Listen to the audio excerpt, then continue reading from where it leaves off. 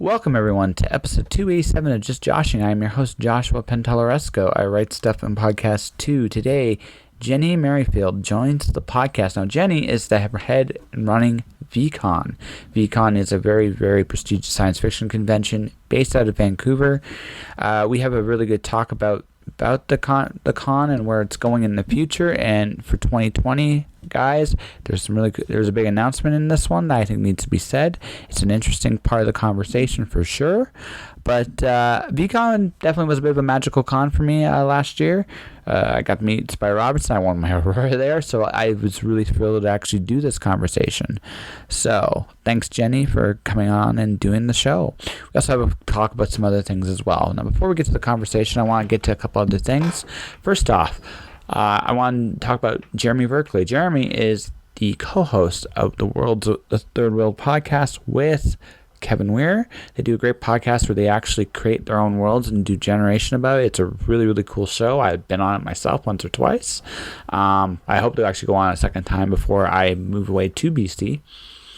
But second of all, I just want to talk about what's coming up in the month of September. The Aurora list is going to be out. So it's kind of fun because I've been seeking Aurora Award nominees.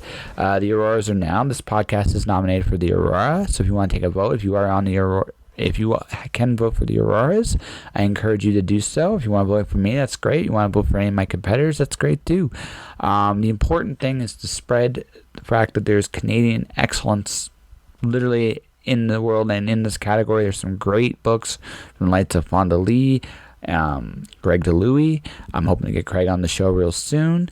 But yeah, it's just a really, really cool award, and it's always fun to be a finalist in it. So, I mean, it's an honor to be nominated for real. I really, really appreciate it. I haven't mentioned it so much this year because I've been kind of working on other things. Outside of that, let's just get to the conversation for now, shall we? This episode of Just Joshing is sponsored by Indie Imprint.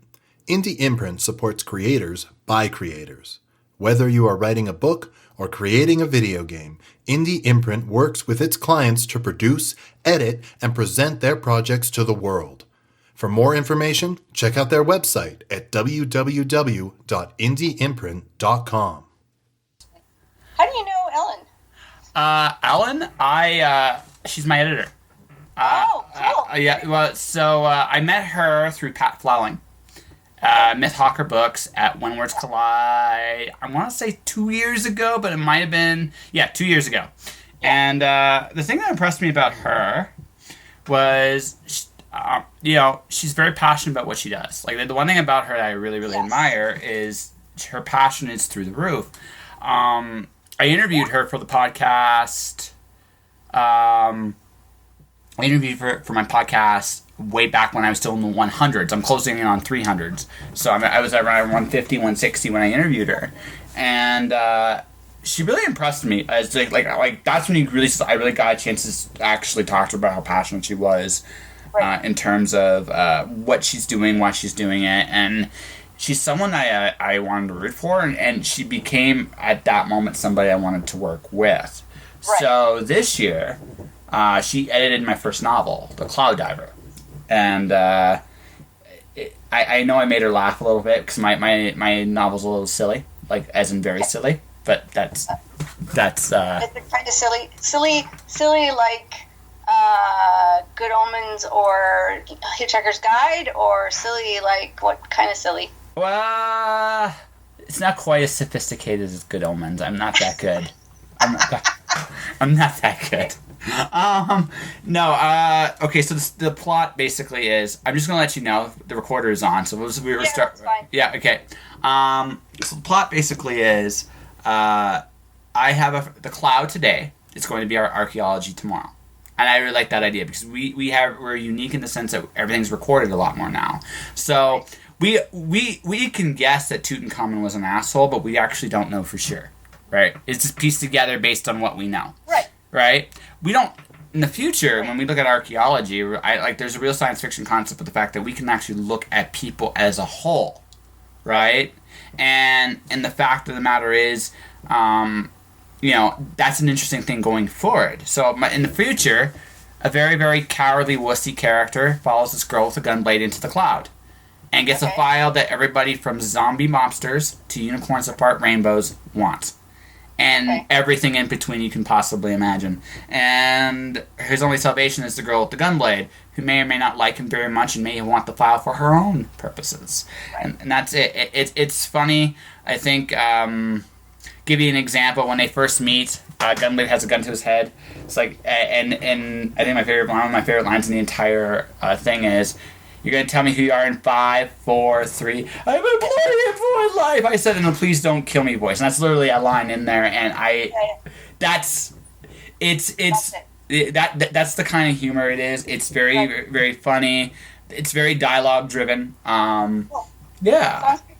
Yeah. Send me? What? I said, sounds good. I should look it up. Yeah, well, it won't be out till November.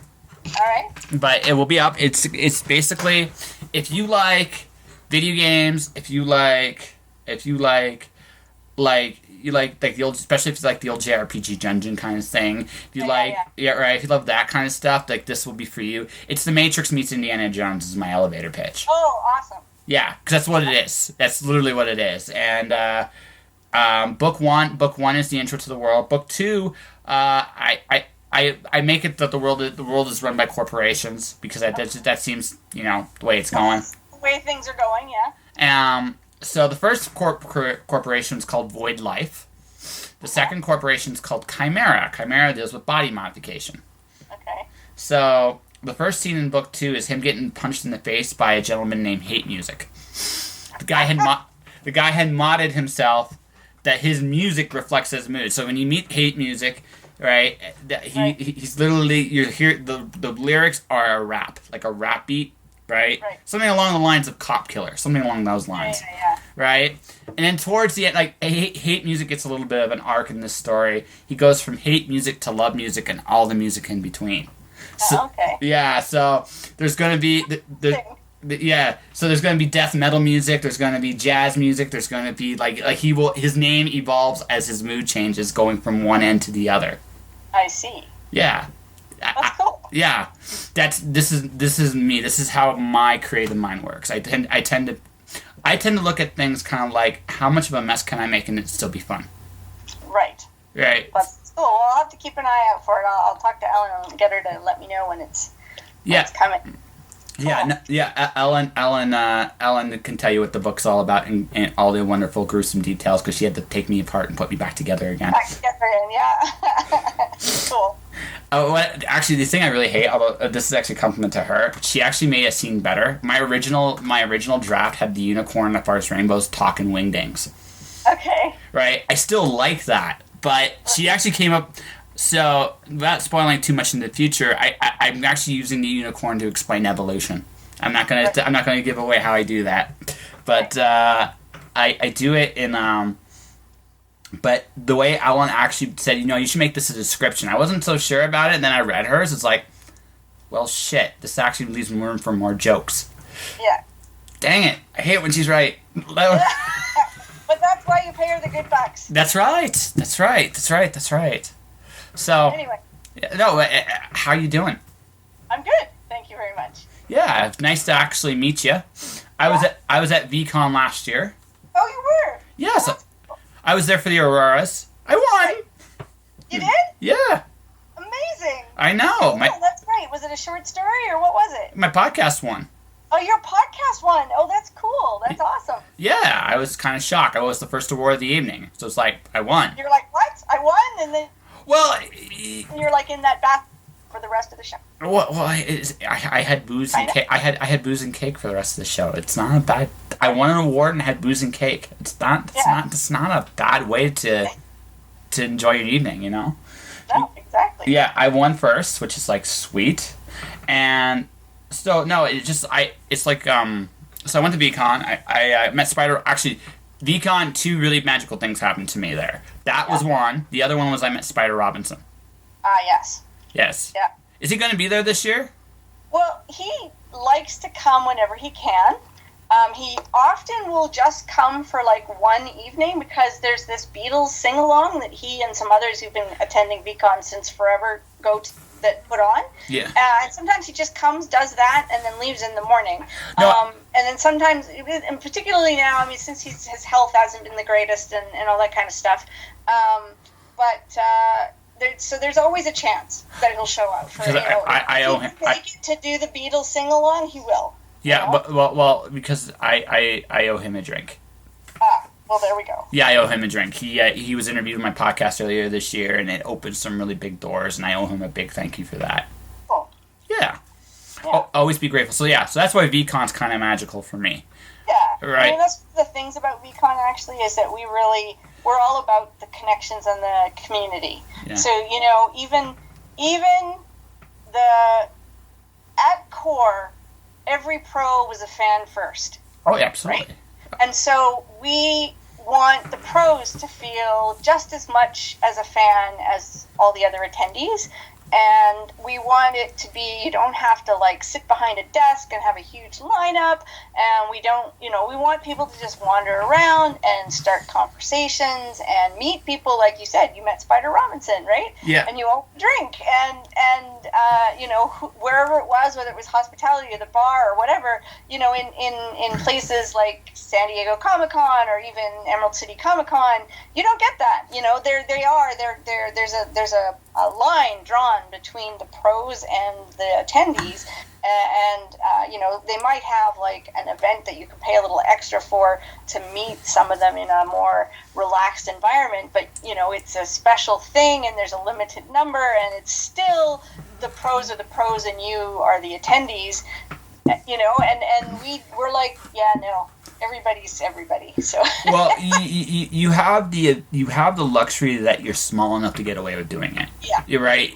The reason why San Diego can't do it. San Diego is ridiculous, right? Yeah, because it's so huge. Yeah, it's Emerald City is probably the nicest con out of all of them I've been to in terms of just.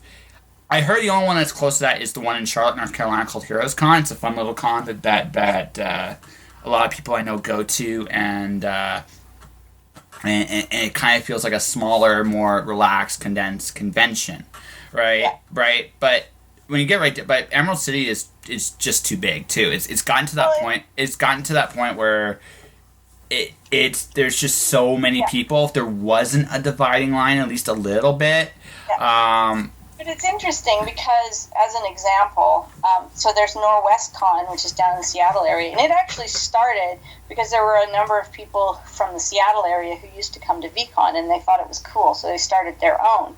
And it's in the thousands now, but it is like VCon, entirely non-profit, volunteer organized, and they still have a hospitality space that's by donation, and they try very hard. I've never actually made it there myself, but I know a lot of other people who've gone, and it's still very much in the same vein as VCon. They try not to have it be pros versus what. So it is possible to do it with larger numbers, but there's a point at which that isn't even possible anymore. Like San Diego Comic-Con is just not a possibility. It's just too big, too many people, right? Well, but I think Emerald City hit that point too. I think, to be very, very honest with you, it's a good con. They are super friendly, but it's one of those ones where it's just we're too big, and I get that. I mean, that's a good problem to have, but it's also about what you want to be, right? A very important thing with a lot of. I've been to a bunch of different conventions. The really good ones, the really good shows, know who they are. They know exactly who they are. They know who they're trying to become, who they're trying to be, and they give themselves every opportunity to expand. When I look at a show that's bad, that's really terrible, there's two dead giveaways that a show's terrible. The first is not number of times I see staff. If I see staff all the time, I'm worried. Because that shouldn't be a thing. But the second part, too, is when the con's trying to be too many different things at once. And maybe the first year, that's what you do because you're trying to figure out who you are, and that's part of the growing process. Yeah. But when you're in, your 6th or 7th or 20th year, you probably should be past that point. It's this is who we are, let's just do this, and we'll attract who we'll attract. Does that make sense? Yeah, it totally does. And that's actually one of the things with VCon. We've been larger in the past, we've been much smaller in the past. We're actually just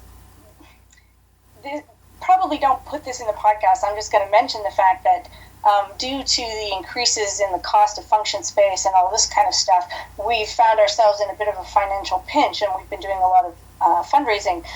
But so we've actually decided, the board has actually decided that we're actually going to postpone VCon 43 for a year. So we won't have a VCon next year in 20, but we'll have one in 2021, so that we have time to do this analysis and figure out how do we fix things so that we can keep doing what we do and being the way we are within the new world of the way convention space is charged and stuff like that. Because we'd like to be like 11 to 1200. Like, that would let us stay the way we are in that kind of comfortable sort of space, but have enough people with enough money that we won't have to be worried about the finances as much. Well, see, that's a really tricky. Yeah, so Go ahead. All right, that's a tricky one. I kind of hope we keep this in, but if you want me to take out the financial excess, I'll do that. But like, that was the bit I meant. It's like the financial thing, and we haven't officially announced that we're postponing it yet. Just because we are going to announce that before the close. Okay, so I mean. Okay. Edit that however you need to edit it. Okay, no, I'll have to run this by you then. No, what I mean to say about that is, because here's the challenge. I went to your show. Do you mind if I give you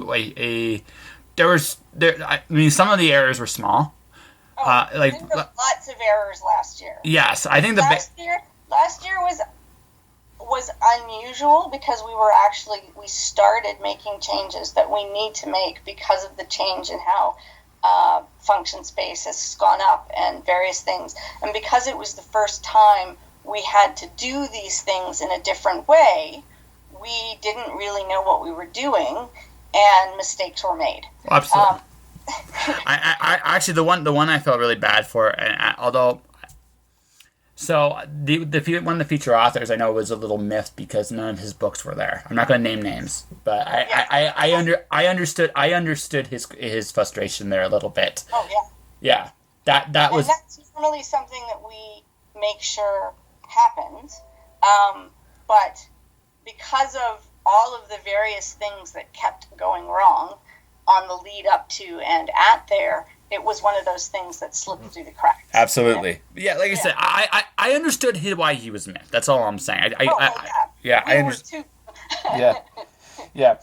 He wasn't in the best mood all weekend, and I'm not sure that was completely it, but that was part of it. I understood, and I was like, yeah.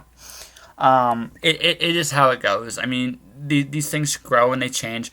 I think the way you gotta look at it too is how I don't know how the Vancouver writing community is. I really don't. I know how the Calgary one is. Right. It's very tight. It's a relatively tight knit group here. Windward's Collide generally does its numbers, but its goals are modest. But the growth is very organic. They're managing their growth quite well. Yeah, exactly. They know what like the people running that event really know what they're doing in terms of like where they want to go, how they want to get there. There's some things I don't fully agree with what they do either, but I understand it. This is their show. This is how they do it. Ergo, it's not really my place to judge. Yeah. Right. And I respect, again, they let me come play, so I certainly don't complain. Like literally in about 2 weeks, I'm making grown-ups read Dr. Seuss, and awesome. in different voices. It's going to be hilarious. You have not lived until you've heard Fox and Socks read in a Yoda voice. You've never. Oh, that would be great. Yeah. You have not lived. So, but I'm just. All I'm saying is, like, for you, it sounds like the big challenge you guys are facing going forward is, I don't know how tight knit your community is. But the big challenge is the same one that I think the on-spec one in Edmonton face is your recognition as a name brand in terms of the city itself. Yeah. Right? Yeah, that is definitely one of our issues. Like, so VCon has been running since 1971. Yeah. It started when really the only real science fiction and fantasy out there was the written word. Yeah, there were a few B movies out there, but it wasn't, mainstream by any shake of a stick.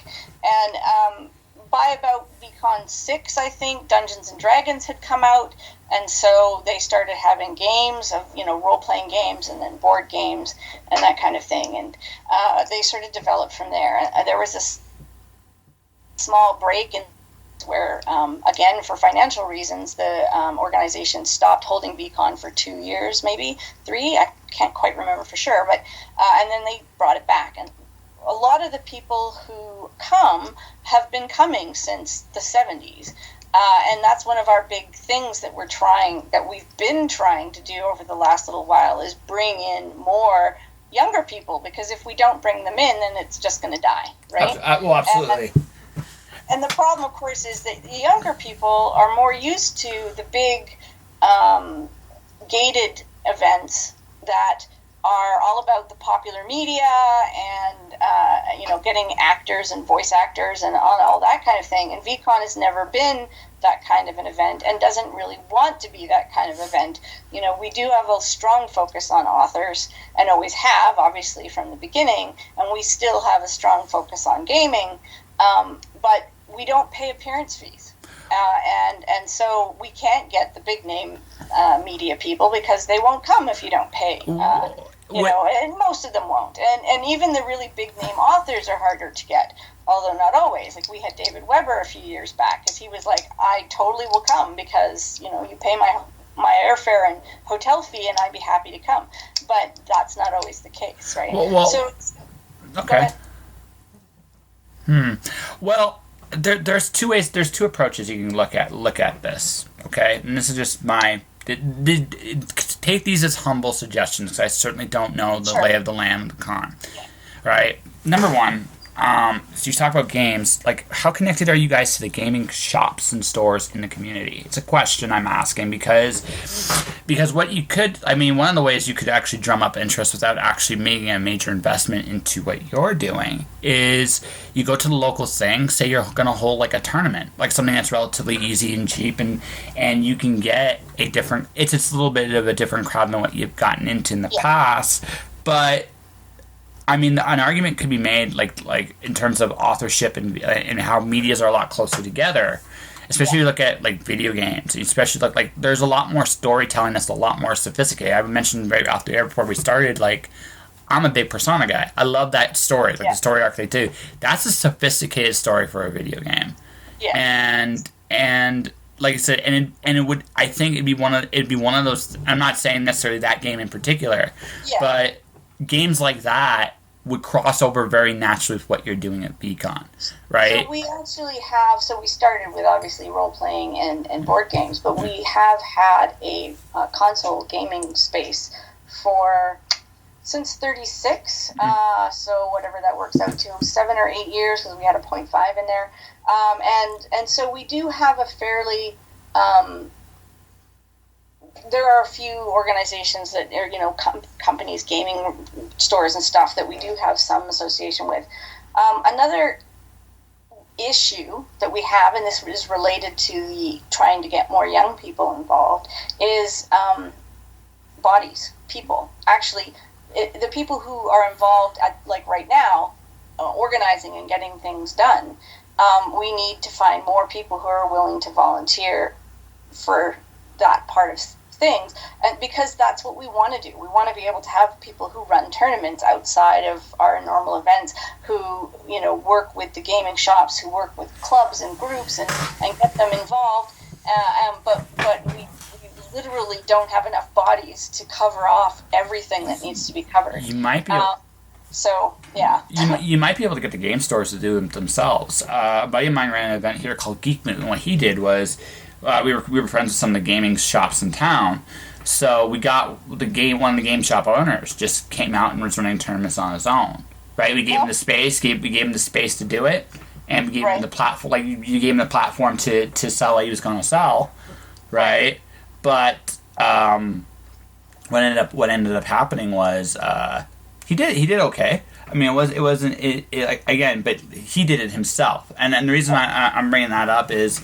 Again, I'm not trying to tell you what to do, but you might be able to get away with the fact that you went to these game shops in town, right? you can go, hey, look, we'll give you a space. If you run a tournament here, we would greatly appreciate it, and you can advertise it, because that they have their own audience too. So there's a nice little cross-pollination, and you wouldn't have to have any more bodies. Yes, and I mean, and again, we've been trying to do that kind of thing. So we have like an official sort of sponsorship thing, so that people can help us out by saying, like, running a tournament and then getting space in our vendor hall, for example, for either free or less, depending on how much they've donated and blah, or whatever they've done. So I mean, we are trying to do whatever we can to keep things on an even footing, but we are what at the core we want to put on an event that people are going to have fun at, and Absolutely. that not just the attendees but also the guests, and Absolutely. trying to continue doing that within a situation where things are changing in the environment around us, and last year it caused some sort of growing pains, for lack of a better phrase.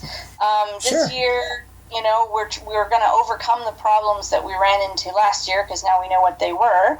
But for sure, there's going to be some new ones, because I'm the chair this year, as well as the president of our nonprofit, the West Coast Science Fiction Association, and I know that there's things that are falling behind because I don't have anybody else to run them, and I've only got so many matchsticks to use in a given day, and I have a job, so No, absolutely. By the way, I hope you understand. I'm not trying to be like extra super hypercritical. I'm just. No, I understand. You're just offering some suggestions and ideas, and your idea, you're commenting about seeing if a game store would actually run a tournament with sponsored by us or whatever, sort of sharing that information out. That's a good one, and we do have a couple of people who are more connected into the gaming community than I myself am, and I might see, I'll talk to them and say, hey, can you look into this as a possible, way? Yeah. That's something that we're going to do next year. We're going to try and have sort of more small one-day events, to kind of round out and keep developing our community and that kind of thing. Which is a good idea. This is my second suggestion, and this might, again, to take this for what it is. You have a lot of local talent in the area, not just authors, but like actors, voice actors, musicians. Yeah. I'm moving. Like, it's one of the reasons I'm heading in your direction in terms of living space is I've networked quite well here. Right, yeah. I want to network well there too, because there's a lot more. The doors are potentially bigger where you're at, if you know what I mean. So, I'm looking at something like, for example, like a voice actor, right? Like, voice actors aren't expensive. If at all. But they are.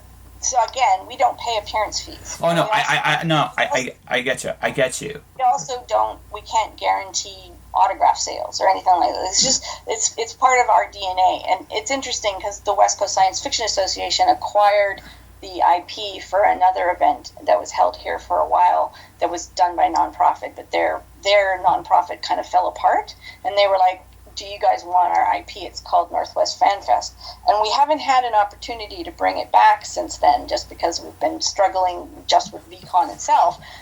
But it was more media focused, and they did pay appearance fees, and so when we bring that's okay. We want to bring that back so that we can offer that and use that as a way of bringing in that side of things. We did talk to there was a voice actor I spoke to earlier this year, and he was like, if you can't pay me, I can't come. Right, so and that's fair too. That's fair. Like we recognize that there are some people that we just won't be able to get because that's our policy. But in a way, it's nice because, for example, everybody knows who Patrick Rothfuss is today. Yeah. We had Patrick Rothfuss just after he released The Name of the Wind. Yes. Nobody knew who he was, and we got him. We got him first, and.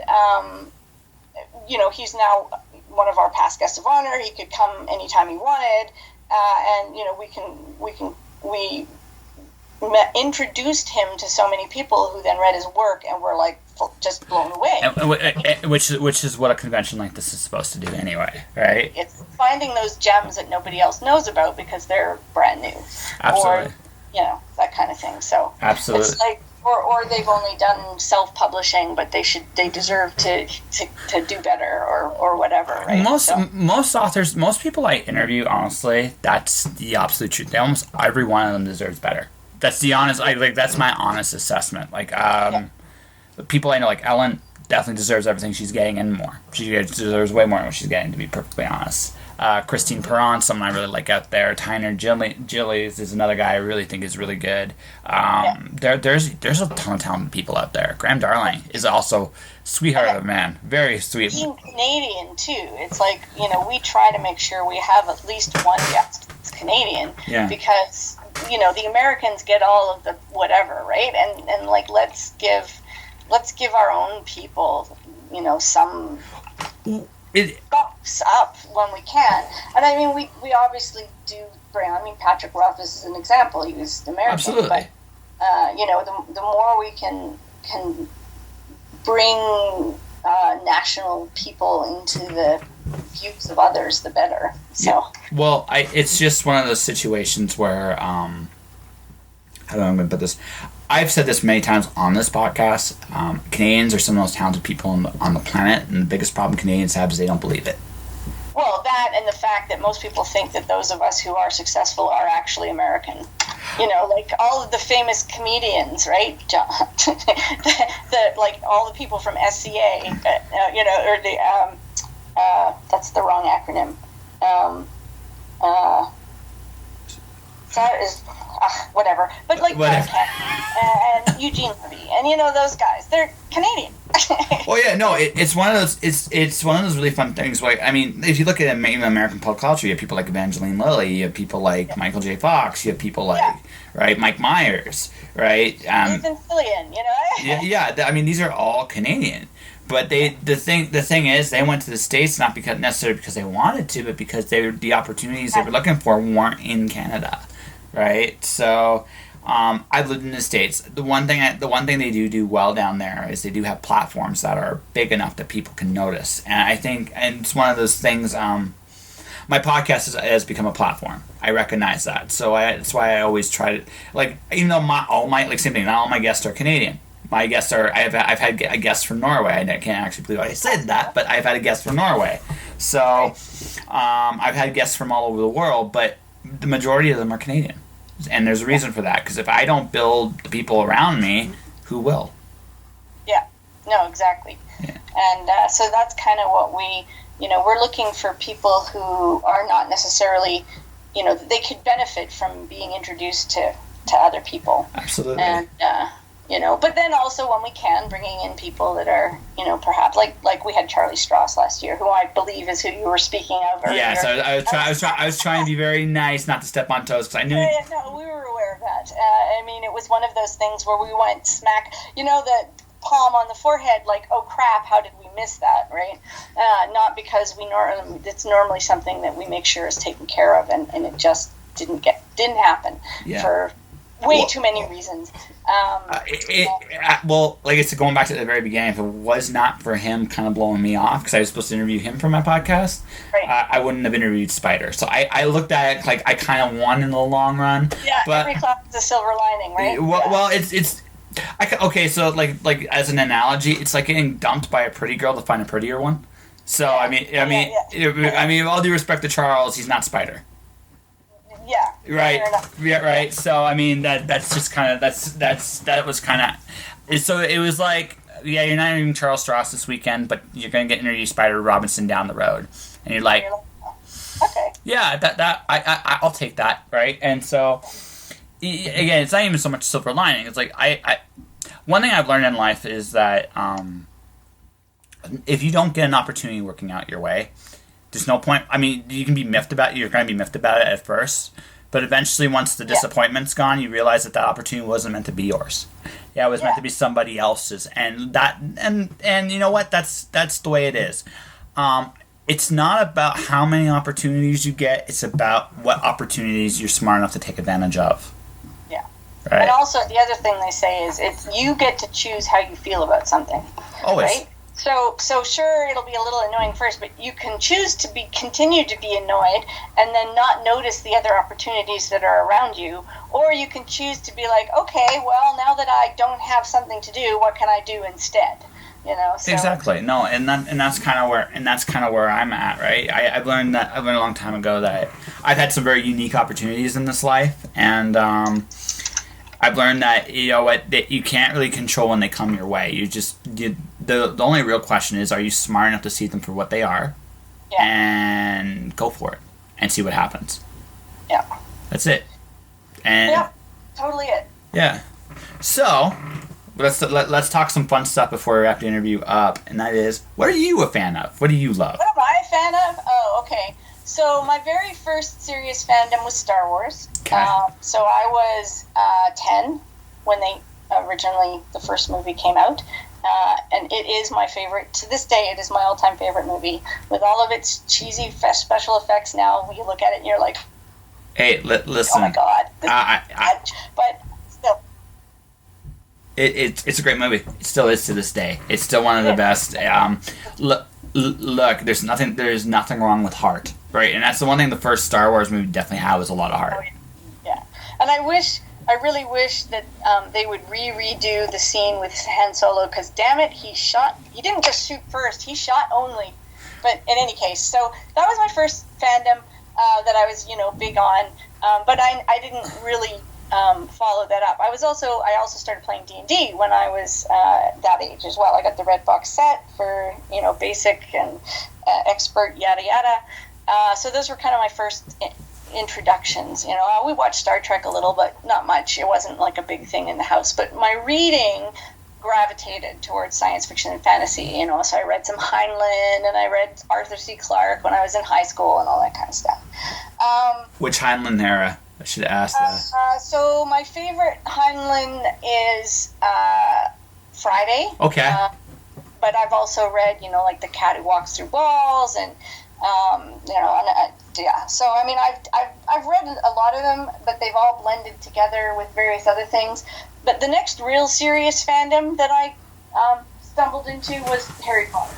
I started reading. My mom introduced me to the first book, and I don't know how she found out about it.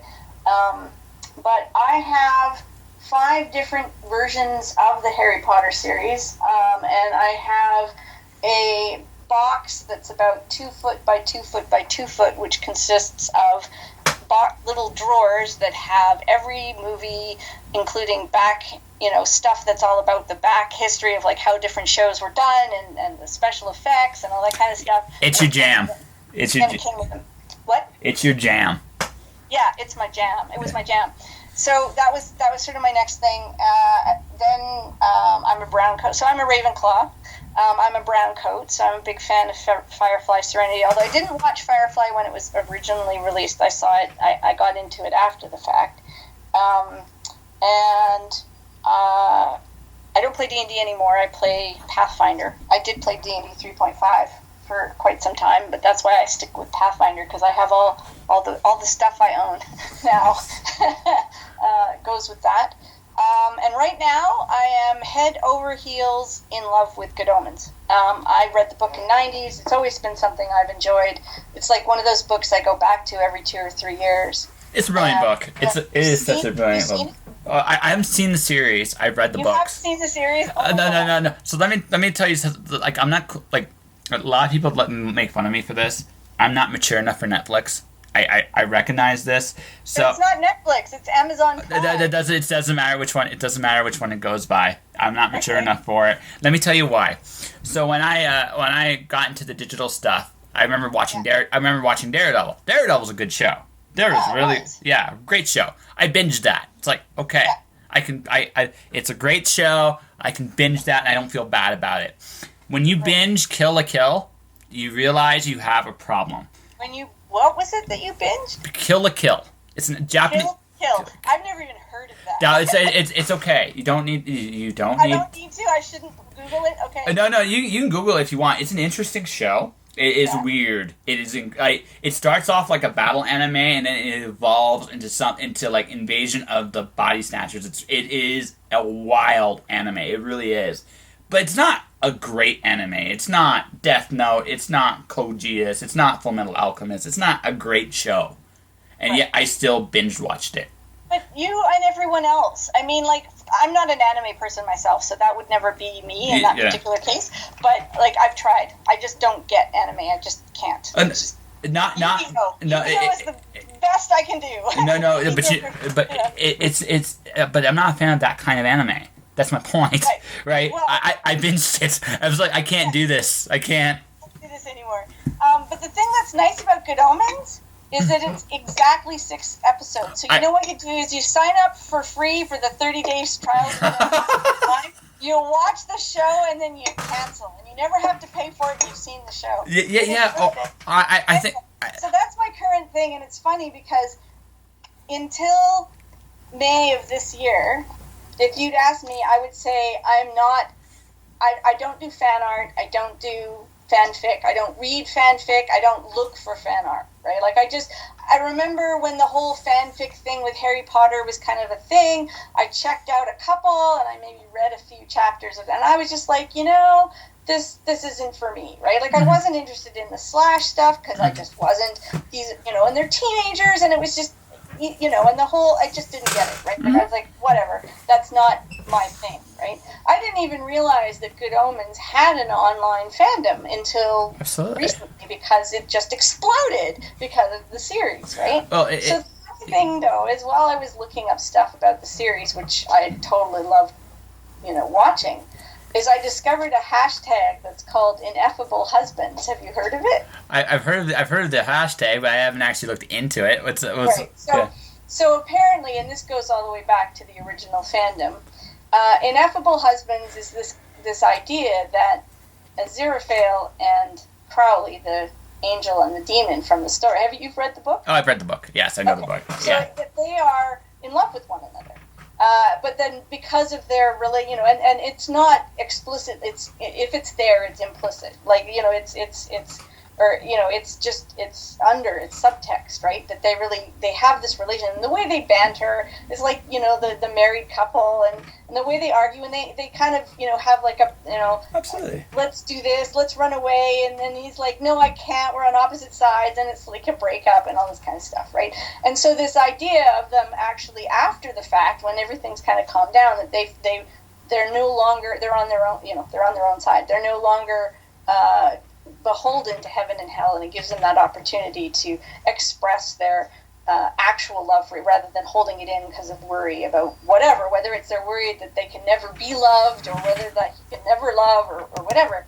And so it was always there. So the thing is that since the series has come out, of course, the whole idea behind it, one of the things about the series, because it was adapted by Neil Gaiman, with the idea of making a show that Terry Pratchett would love, because it was a dying wish of Terry Pratchett that Neil Gaiman make the show. Yes. It is as close as you can get to the book, with slight modifications to sort of modernize it a little bit more, because of course it was written in the 90s, and also he brought in some stuff that was they talked about maybe doing a sequel, so some of the things that were related to the sequel kind of got brought back in, and and obviously it's a film instead of a TV show, so there's things that they have to change.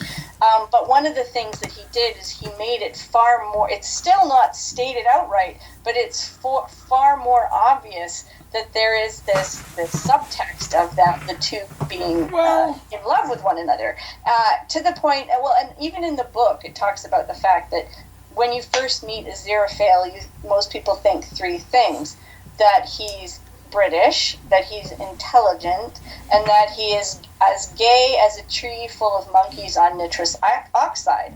And then they say he's not English, obviously, and then they say, and he's not gay because angels actually don't have gender unless they really make an effort, kind of thing, right? Absolutely. So they're non-binary. And in this episode, in the show, Crowley is very much gender fluid. Aziraphale is less so, but definitely has that. And even war and famine and pollution, their pollution is given they, them, instead of he or she, and the different characters. Some of the angels that appear are female, even though they have male names. That kind of thing. Yeah. So the show has really gone way further, and so what's happened to me, however, is I've gone down the rabbit hole. Oh God! And now I have never used Tumblr. I now use Tumblr on a daily basis, looking for fan art for Good Omens, and I started reading fanfic of all kinds, but all still focused on Good Omens, and some of it, oh my God, sometimes I need a cold shower after I've read it. That's the thing about fanfic, right? There's a rabbit hole for that, and and now I can't say that I'm not that kind of person anymore. Although I still don't have any interest in looking up anything to do with Star Wars or Harry Potter or Serenity, or I don't know, maybe Serenity might be all right. Well, Serenity's interesting. I like my favorite take, actually, ironically enough, is from Pat Roth. Not from Pat Roth, but he found it and he couldn't disagree with it. That the Serenity is basically based on the defeated South from the Civil War, and I actually thought about that. It actually makes a lot of sense. Yeah, right? There's definitely elements of that in the show. Definitely elements of that. Yeah. But anyway, yeah. So that's what's happened to me most recently. And last year I had a similar, which is I fell into Doctor Who, and it was because VCon's theme was the British invasion, and I really ought to catch up on watch Doctor Who, because I started watching it when it first rebooted, and I had really enjoyed it. But then they regenerated the Doctor at the end of the first year, and I was furious. I know now that Christopher Eccleston was like, I'm not going to do it for more than a year. But at the time, I had no idea. And I'm like, what? Just 1 year? That's ridiculous, right? How could they do that? I'm not watching it anymore. And I stopped watching it, right? So I basically binged the entire modern series. Yeah. And I've been a fan ever since, and I've actually started watching the older ones too to try and get the back history and stuff like that. But that was still no fanfic, no fan art, that's still never. I've got a T-shirt or two, but that's about it, right? But the Good Omens thing is, I don't know what, it's just actually I saw a post. It was a Tumblr post, and they talked about the thing about it is that it's a good story. It's a happy, soft, interesting. There is a little bit of tragic, oh my God, angst, but it clears up in a positive way. It's just a good feel show. Yes. And there are so few shows on that are just for good feels, and that's that's the core of it. It just gets you in the right place, and it's absolutely so diverse, and it's so confirming and affirming and all this kind of stuff. And on top of that,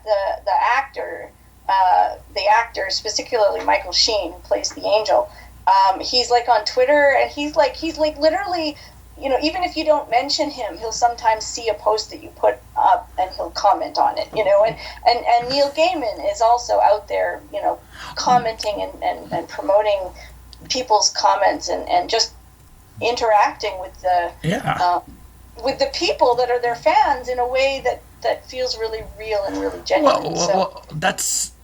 Ultimately, right? We're everybody's a fan of their work, right? On some level, and not just their work, just because they work so hard putting something together, right? You love it when people appreciate what you do. It doesn't matter what your genre is.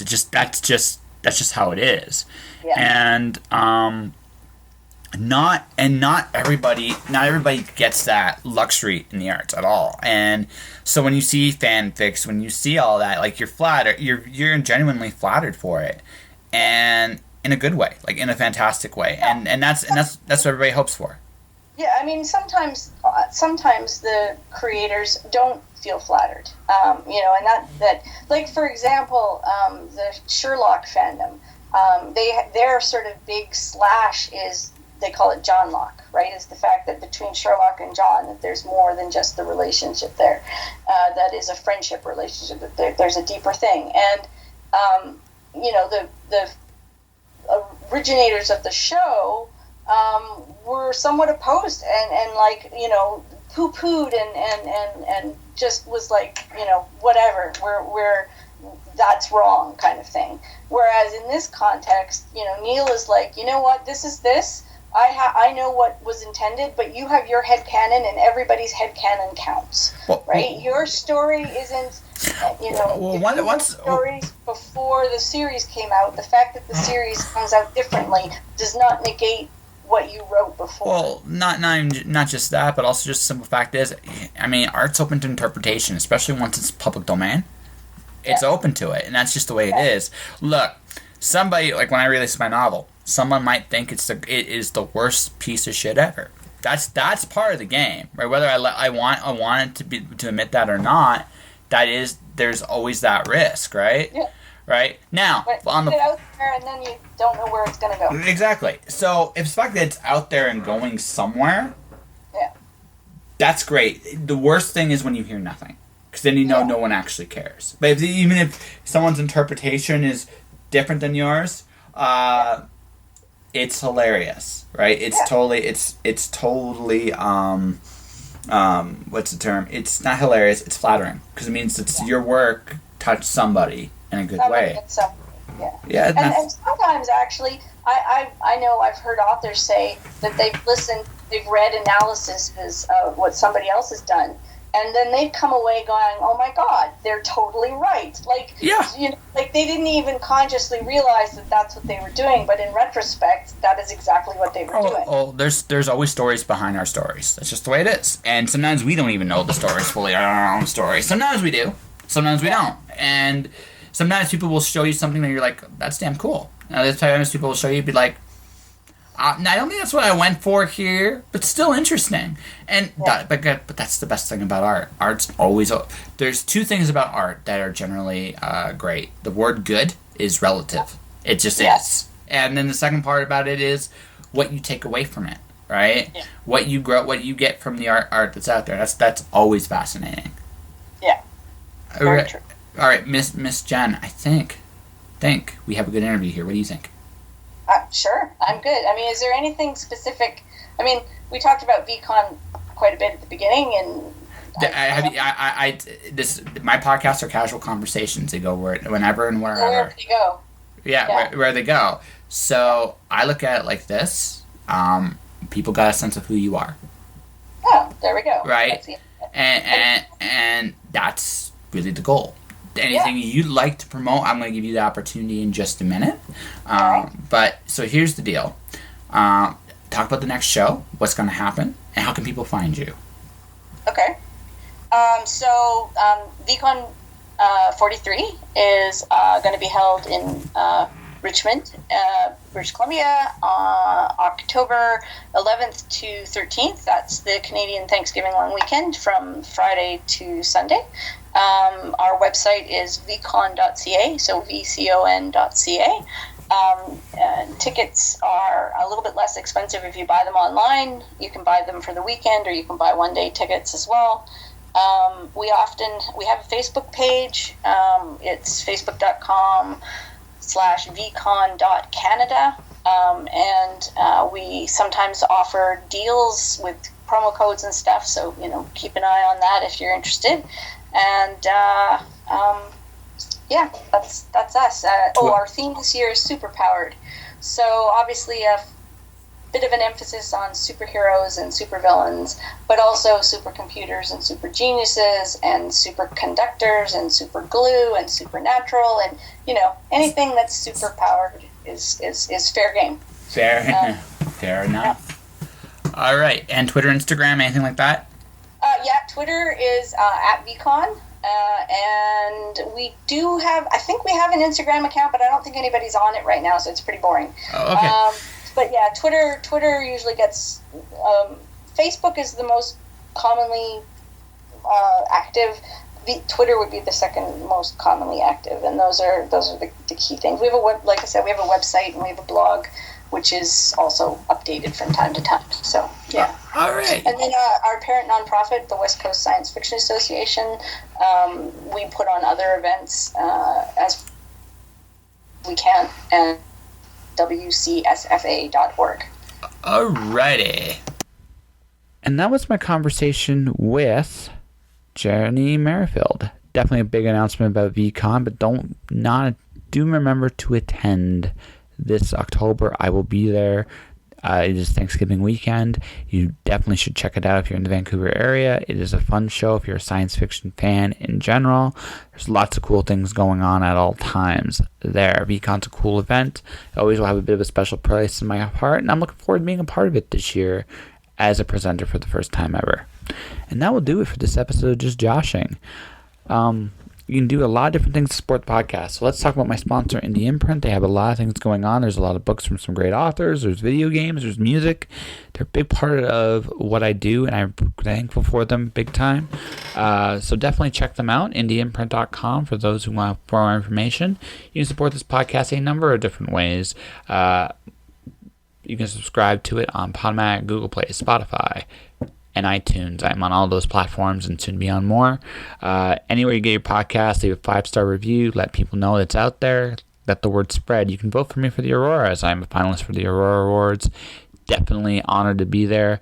Stay tuned the next couple of weeks, because I'll have some more Aurora nominees on the show. Some really good people coming up.